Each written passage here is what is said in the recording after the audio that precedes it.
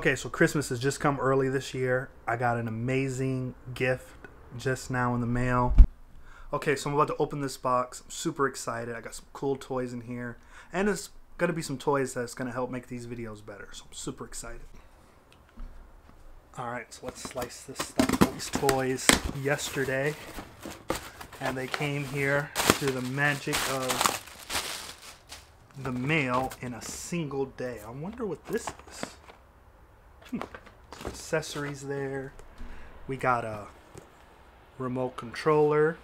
But here is the main prize. Bam!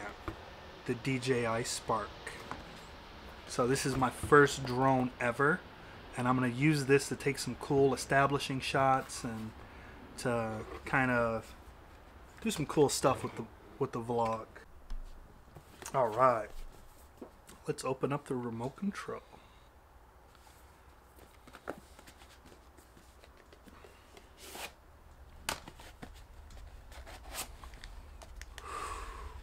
Yeah, so you can control the DJI Spark with an app on your phone, but the distance isn't that great.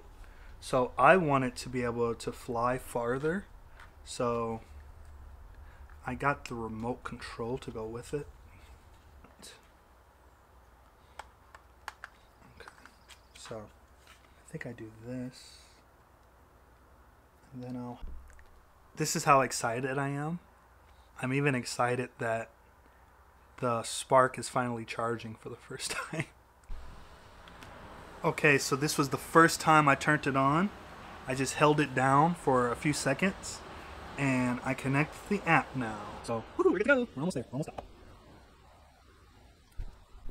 Okay, so apparently it's going to take about 2 hours to fully charge the controller, and God knows how long to fully charge the DJI.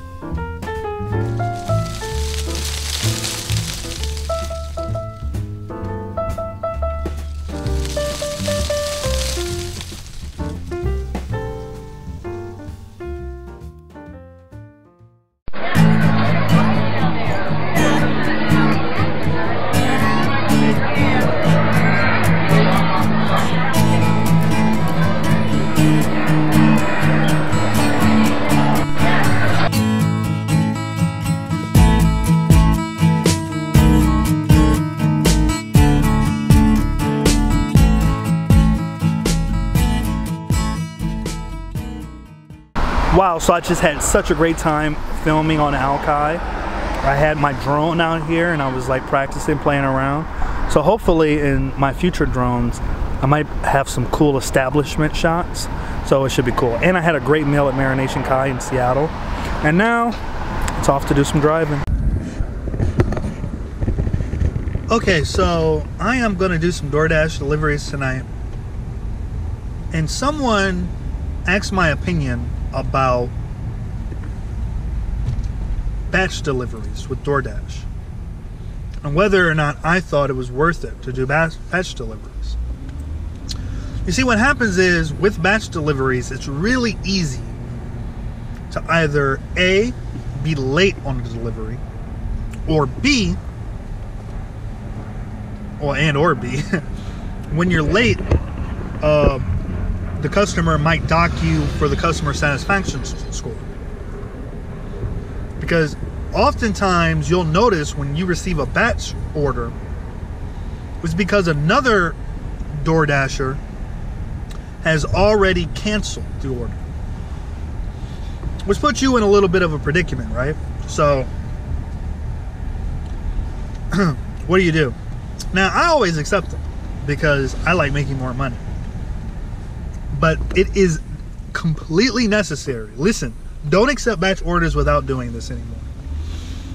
Text the customers as soon as you can. Text them to let them know that you're on your way to the restaurant, that you've just received the order and that you're on your way to the restaurant right now.